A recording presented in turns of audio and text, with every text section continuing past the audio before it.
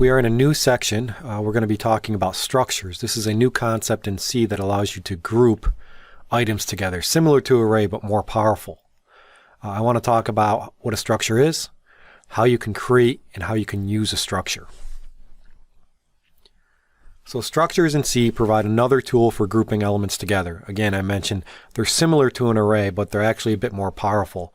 If you're familiar with object-oriented programming, if you program in Java or C++ or any object-oriented language, it's kind of thought of as an object, but only with data members, no actual behavior, no methods. So it's a powerful concept that you will use in many C programs that you develop, because you can group different items together in a single name, and those can represent essentially data attributes. So for example, say you want to store a date inside of a program. A date usually consists of 3 variables, month, day, and year. You would create those 3 variables to store that data. For example, you'd say int month equals 9, day equals 25, year equals 2015. Suppose your program also needs to store the date of purchase of a particular item. Well, you'd probably have to go and create 3 more variables for each date that you use in your program. So you can see how this can get very repetitive and you end up creating a lot of variables. But what you should notice is these variables are logically related. They're all dates. They really should be grouped together. They should almost be their own data type, and then you should be able to create them and access the different elements. You shouldn't have to create 3 separate variables for every single date. So again, this is where it comes into relation to objects and a class that has 3 data attributes. So it would be much better if you could somehow group these sets of 3 variables together. And this is precisely what the structure element does in C. It allows you to group these different elements together with a particular name. You can then create different variables of that name and access the elements in that name, the different data attributes. They're really called members. So how do you create a structure in C? It's very, very simple. Structure declaration describes how a structure is put together, what elements are inside the structure. And we usually refer to these elements as members. Okay, because you first have to define the structure or declare the structure, describe what is inside the structure. And so you can do that with the struct keyword. The struct keyword enables you to define a collection of variables of various types called a structure that you can treat as a single unit. Very, very powerful. So by using this struct keyword, all you have to do is provide a name, and this is usually referred to as the tag name. In this example, we have a tag name of date. But you see the keyword struct. That's the keyword that tells the C compiler that this is going to be a specific function. This is going to have specific functionality that allows you to group elements. So struct is the keyword followed by the tag name, and then you have the left curly brace and the right curly brace followed by a semicolon to end. And then inside there, you can define any types of variables you want. You can even put pointers in there. And those are called the members of the struct. So this is a statement again. It defines a date structure that the C compiler will understand. It tells the C compiler what this date structure is going to contain. 3 elements, month, day, and year. There is no memory allocation for this declaration. Again, what you're saying is this is a structure that exists. I haven't started using it yet. I just said this is how it's going to be defined. This is going to be the date structure, and this is what it consists of. The variable names within the date structure, the month, the day, and the year, those are called members or fields. Members of the structure appear between the braces that follow the struct tag name, date. So tag name, date. Very, very simple syntax to group these elements together inside of a single name, which is date. And you notice it's different from an array because there's no indices. You're not actually specifying a size. It's not the exact same data type. You can have different data types and you can have many different ones. So how would you utilize this structure? Well, the definition of date defines a new type in the language. You can really think of it as another type, just like an int, a double, or a float. Except this type you defined. You can almost think of it as an enum, except an enum only holds 1 value. This date structure can hold 3 values, but it is another data type. Variables can now be declared to be of type struct date. So that's exactly what you would do. You could create a new variable called today, and it's going to be type struct date. And today is essentially going to be able to hold 3 values. And then if you need to declare more dates, you can create more variables of that same type. And so you no longer need to have 3 separate variables for a purchase date, 3 separate variables for the current date, 3 separate variables for a billing date. You can have 1 variable or 2 variables of different instances of that actual struct. Again, hopefully you notice how powerful this can be. So this above statement declares a variable to be of type struct date. Purchase date. Memory is now allocated because you declared the variable. Memory is allocated for this structure. Memory is allocated for the 3 integer values or the 3 members of each variable. So that memory is going to be allocated. And also the reason it's going to be allocated is because there's no pointers in there. If there were pointers in that struct, you would have to allocate memory for that pointer. But since this today date struct, it's a very simple struct. I'm starting off slow. It contains 3 ints. Those members are automatically allocated for you. But make sure you understand this distinction from the previous slide and this current slide. There's a difference between defining a structure and declaring the variables of that particular structure type. All right, defining the structure, again, is just telling the C compiler, here's a structure and this is the data that's inside of it. But actually declaring a variable of that particular structure type is saying, I'm going to start using that structure. I now have memory allocated for the 3 elements in our example, and I can access those elements and set them. So how do you access the members in a struct? So now that you know how to define a structure, and now you know how to declare structure variables, you now need to know to be able to understand how to refer to those members of struct. Right? You have to access them. If you couldn't access them to see the values or set values, it would be useless. So a structure variable name is not a pointer. So you need a special syntax to access the members. Because pointers usually contain just the value of an address. Right? And if it's not a pointer, then you're going to need some special syntax. You can refer to a member of a structure by writing the variable name followed by a period. It's usually called like the dot operator. And then after that dot operator period, you follow the name of the member variable inside of that struct. The period between the structure variable name and the member name is called the member selection operator, also referred to as the dot operator. There are no spaces permitted between the variable name, the period, and the member name. To set the value of the day in the variable today to 25, I would just do something like this. The name of the variable, which is today, and then I would say dot, no spaces in between either side, and then I would specify the name of the element inside the structure definition, which is day. And then I would assign it just like I assign any other integer. I would use the equals assignment operator, a literal constant here, and the semicolon. Very, very simple. If I want to assign the year, I would say today.year, and I would say equal 2015, for example. And when I want to access the member values, for example, if I wanted to access the member value of month to see if it's equal to 12, I would still use that dot syntax, that member selection operator. So you can use the member selection operator to access the members' values. And when you access those member variables, you can use them just like you use other variables. You can use them in arithmetic operations. If they're ints, you would follow the rules of that data type. So in this case, we can actually compare that int to 12 just using the equals equals inside of an if statement. And then, for example, if it was equal to 12, we could say next month equals 1. That may be a local variable that we would assign. So let's look at an example. Here we're defining a struct called date. We have 3 elements, integers, month, day, and year. We know that we're defining it because we have the struct keyword and we have those curly braces. And then also notice that right curly brace has a semicolon to end the definition.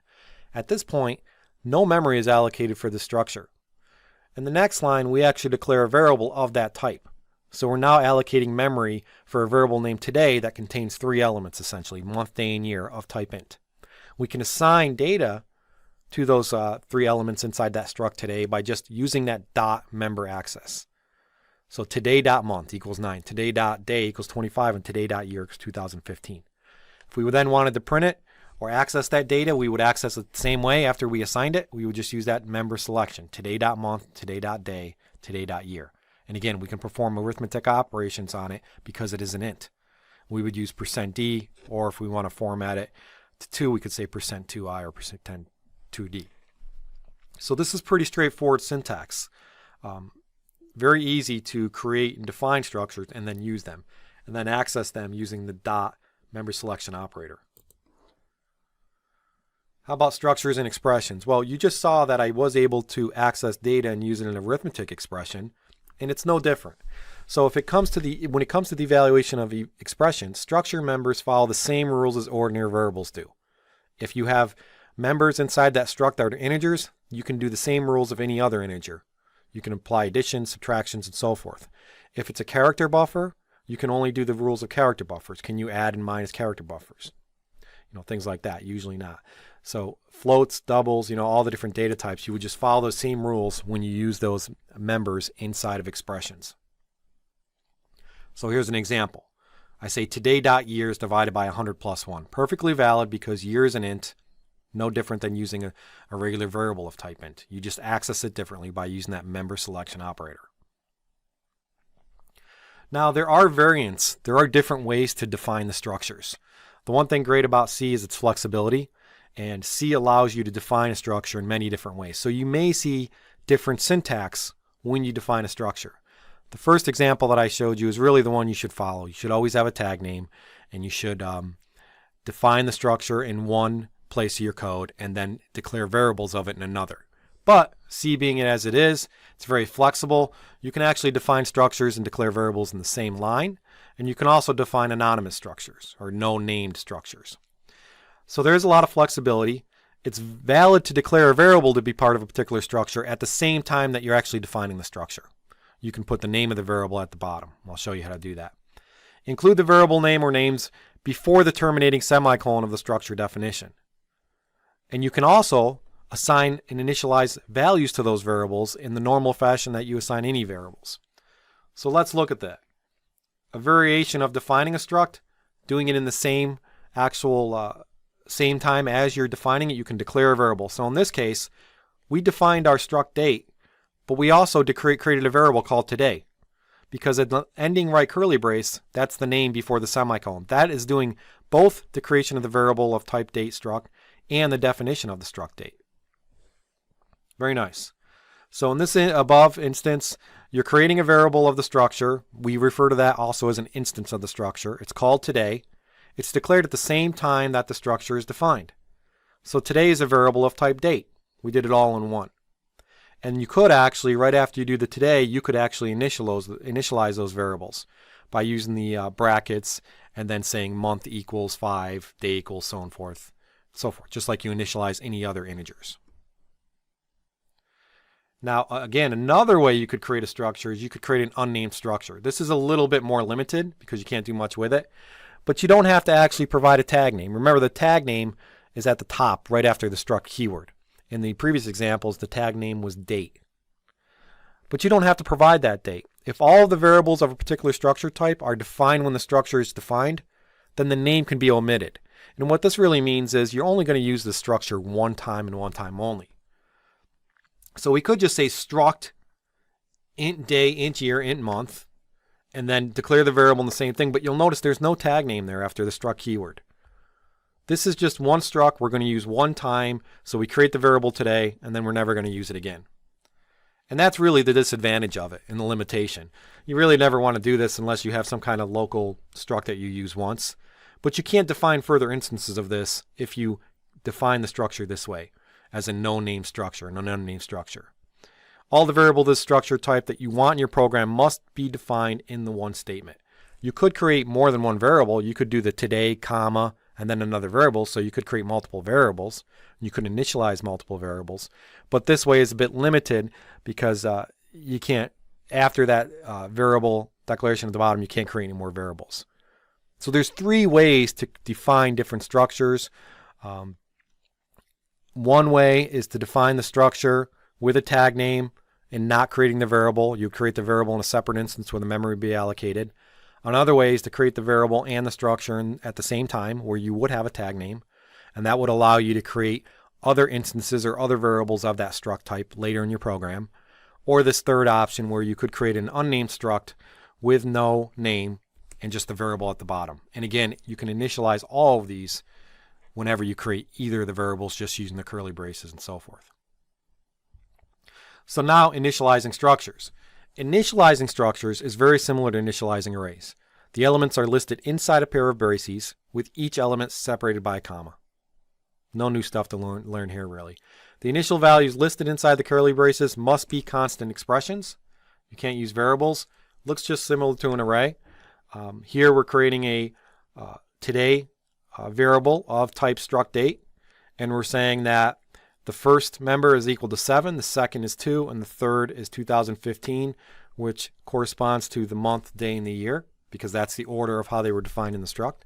So just like an array initialization, fewer values might be listed than are contained in the structure. You don't have to provide all 3. You could just provide 2, and that would initialize the month and the day, and it would not initialize the year.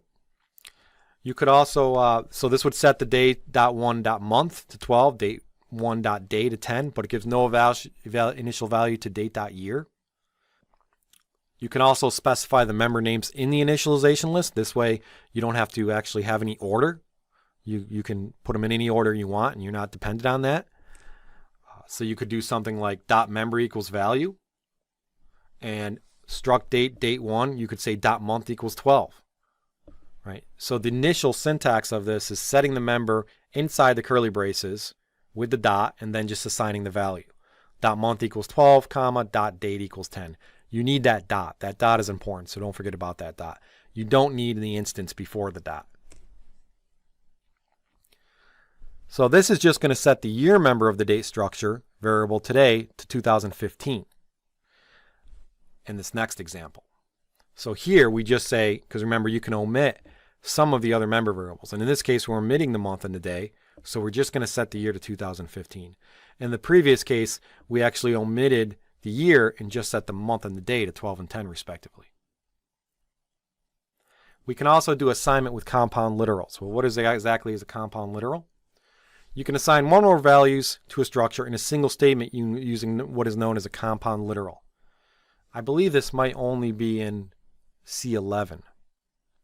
But here we have today, let's assume that we created a struct date today variable, and then we're actually putting inside the parentheses struct date, and inside the curly braces saying 9, 25, 215. And this is a compound literal. This statement can appear anywhere in the program. So as opposed to actually initializing or assigning values using the dot member, you can put this anywhere in the program after you've actually already initialized the today struct. It's not a declaration statement. This is a compound literal assignment.